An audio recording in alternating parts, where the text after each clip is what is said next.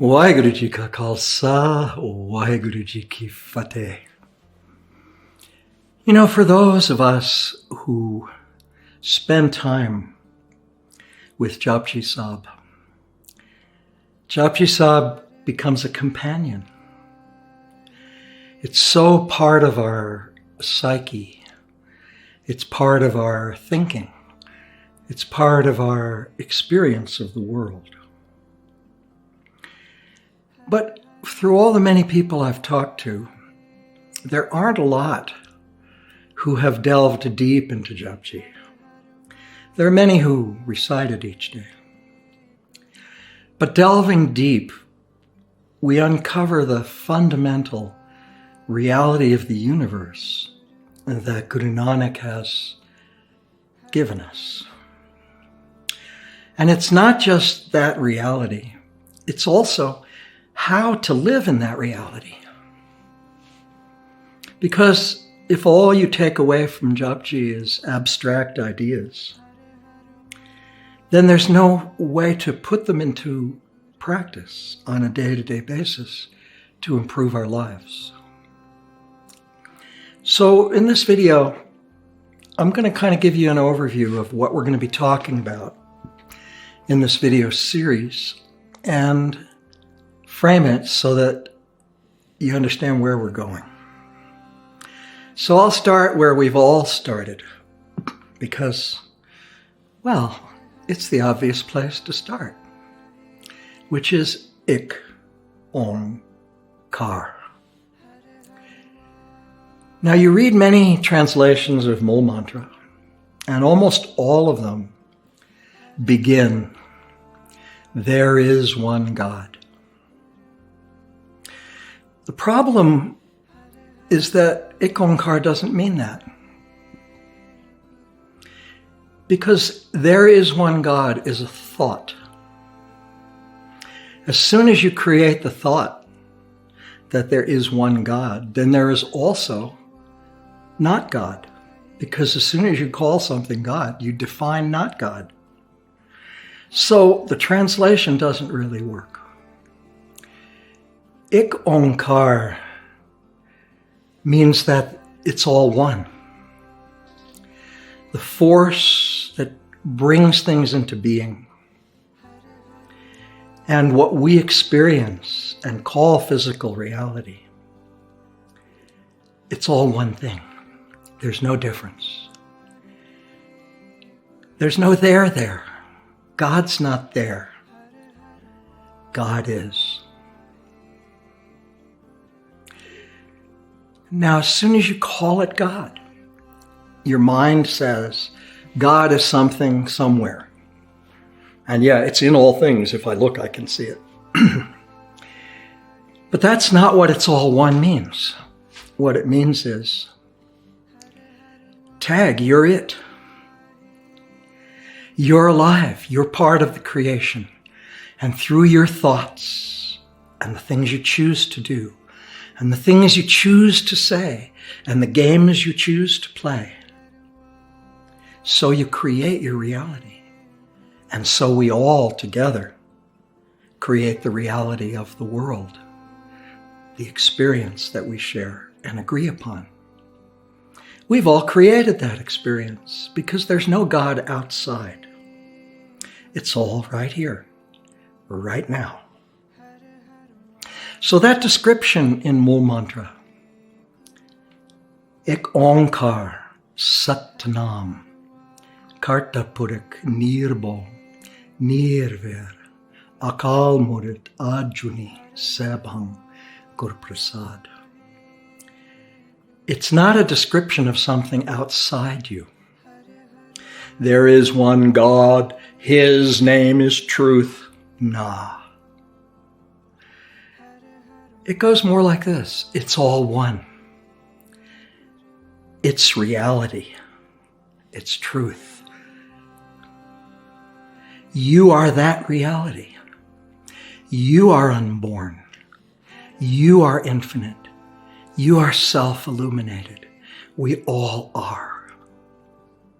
It's a description of reality, not a description of something separate, that's out there somewhere. And as we begin going deeper into Japji, after the Mool Mantra, we come to the first pauri. And the first pauri contains a seed. Soche soch no howe je sochi lakvar. What it says is that you can't touch that such, that reality, by thinking. That's a really important concept. Because what it says is that all thoughts are just thoughts. They come and they go. They're ephemeral. And all thoughts are not unique. In fact, ik onkar. We normally think, what goes on in my mind? What goes on in your mind?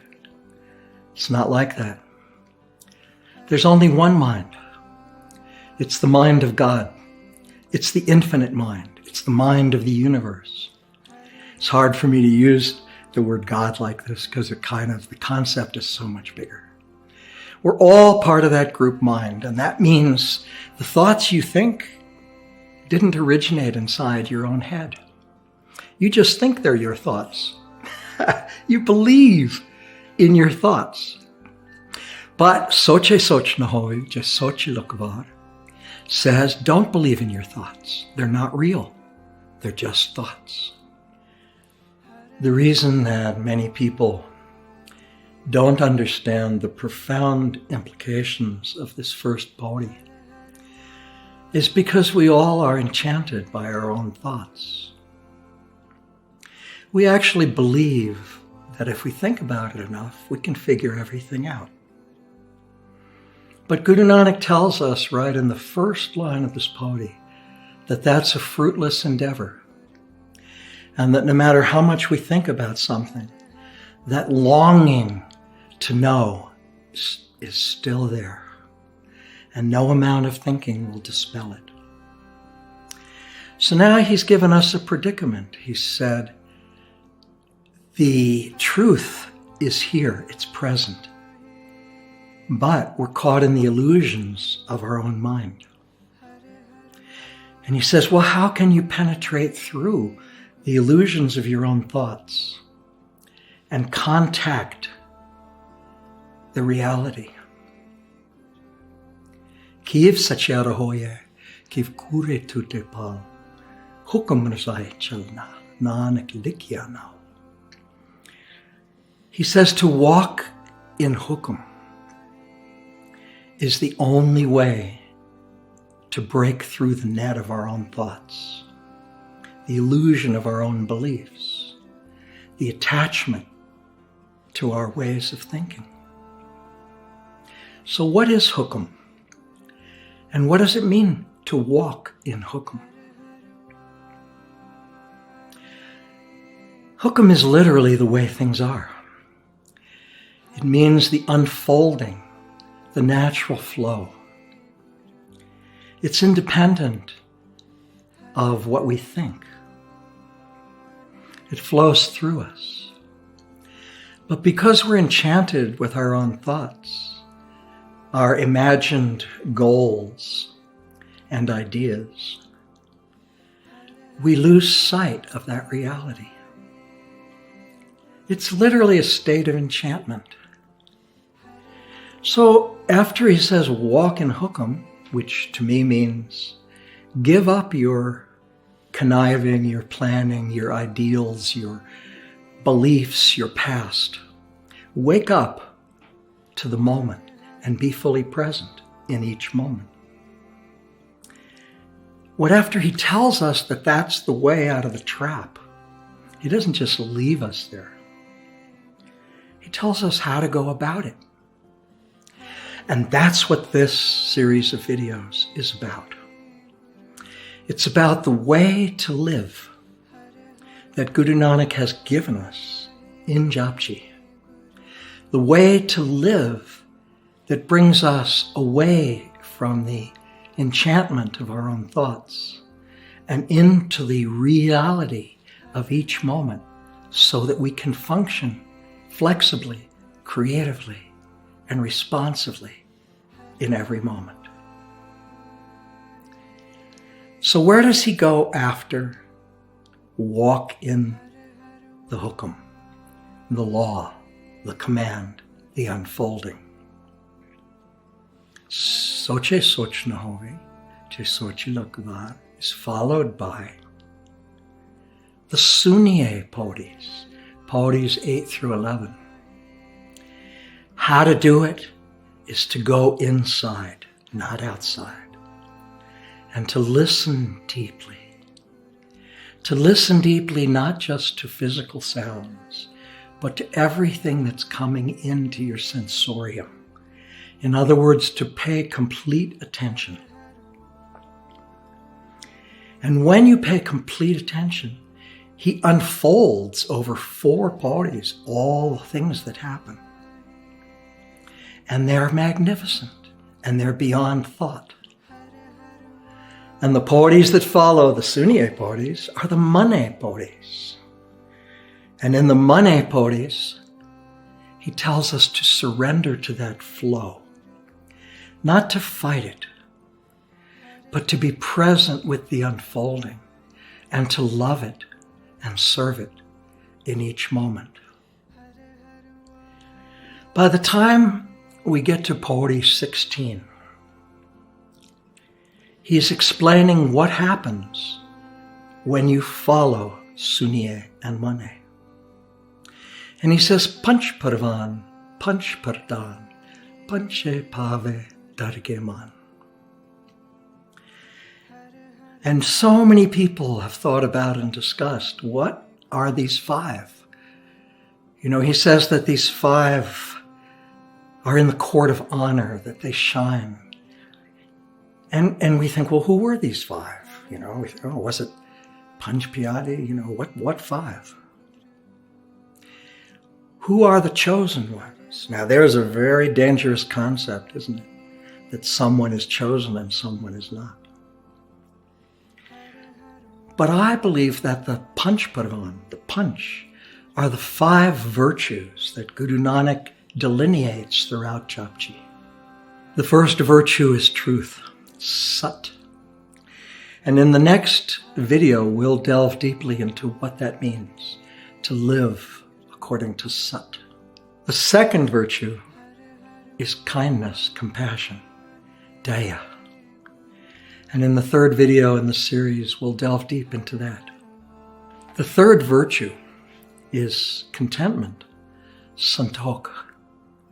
And what does contentment mean? That'll be our next video. The fourth virtue is Nimrata, humility. And the fifth virtue is Pyar, love. What we'll understand is that when we live our lives with the touchstones of these 5 virtues, that gives us the method to experience the reality that Guru Nanak experienced, the method that Guru Nanak has given us. His first command is Sunniye, listen deeply. Listening deeply is a skill that has to be cultivated. With each of these videos, we're going to do a listening meditation together. Each meditation will take us into a certain space together. And this first meditation is on the mantra, Har Har Vaheguru. So take your left hand and place it on your heart. And take your right hand and place it over your left hand. Pull your chin in just a little bit and straighten your neck. And take a deep breath. And let that breath out. Relax into yourself and double check your spine and make sure that it's actually straight and that you're not leaning against something. Whenever you meditate, start by setting yourself, making sure that you're not holding tension in your body. And as the meditation plays, listen deeply and go into the sound current.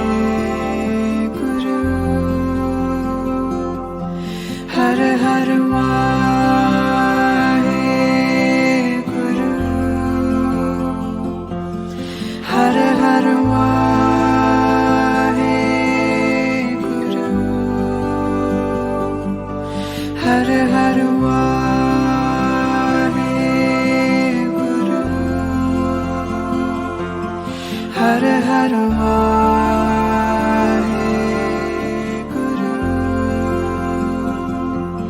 Hare Hare Vaheguru.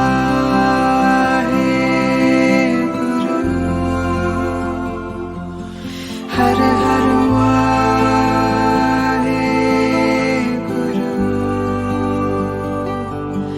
Hare Hare Vaheguru.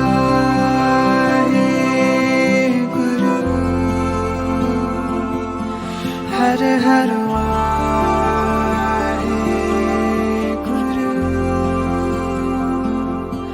Hare Hare Vaheguru.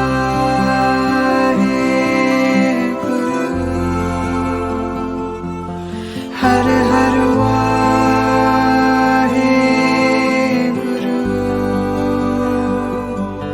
Hare Hare Vaheguru.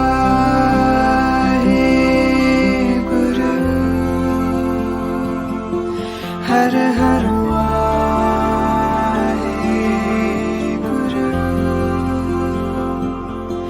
Hare Hare Vaheguru.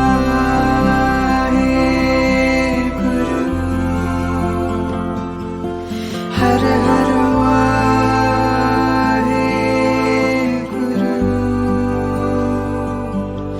Hare Hare Vaheguru.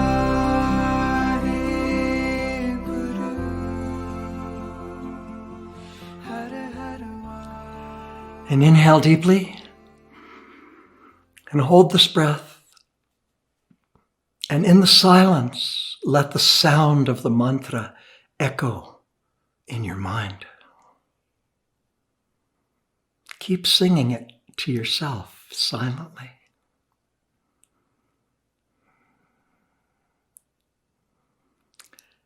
And let your breath out and relax it. Keep your eyes closed. May this sound current of infinity